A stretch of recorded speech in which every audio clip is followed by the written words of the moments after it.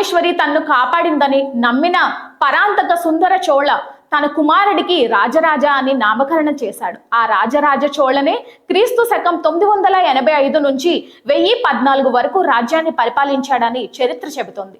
అతని కుమారుడైన రాజేంద్ర చోళ సత్యశ్రాయపై జరిగిన యుద్ధానికి సేనాధిపతిగా వ్యవహరించి విజయం సాధించాడు. ఆ విజయానికి గుర్తుగా రాజేశ్వరి ఆలయాన్ని కూల్చేసి అందులోని భారీ శివలింగాన్ని తన తండ్రికి బహుమతిగా ఇచ్చాడు. తన కొడుకుకి ఇచ్చిన శివలింగం కోసం క్రీస్తు శకం 1010లో నిర్మాణం పూర్తయ్యాక భారీ శివలింగాన్ని బృహద్వేశ్వర ఆలయంలో ప్రతిష్ఠించాడు.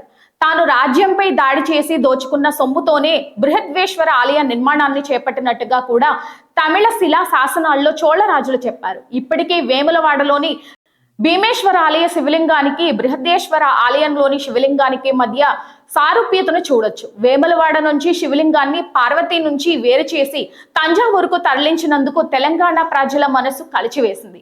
బృహత్తము అంటే పార్వతి.